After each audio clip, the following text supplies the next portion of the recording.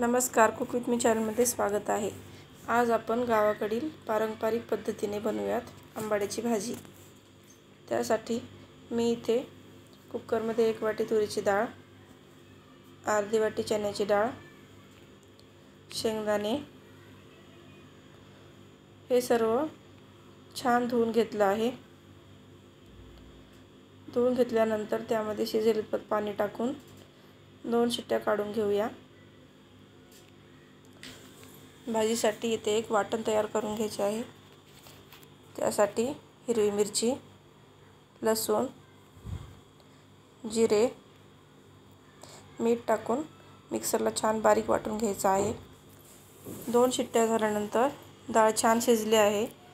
त्यामध्ये आपण निवडून घेतलेली आंबाड्याची भाजी टाकून घेऊ। वाटून घेतलेली हिरवी मिरची तुम्ही तुमच्या आवडीनुसार तिखट कमी जास्त करू शकता। हळद टाकून आणखीन 1 शिट्टी काढून घ्यायची आहे।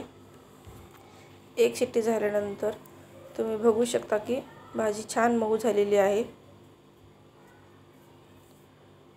त्यानंतर भाजीला आपण मॅश करून घेऊया।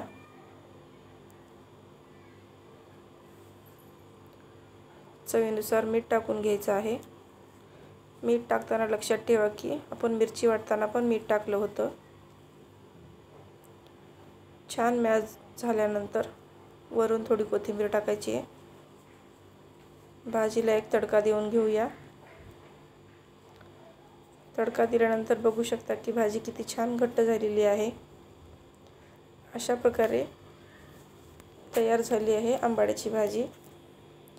चला तर मग सर्व करूयात। रेसिपी आवडली तर लाईक करा, शेअर करा, कमेंट करा। माझ्या चॅनलवरती नवीन असाल तर सबस्क्राईब करा।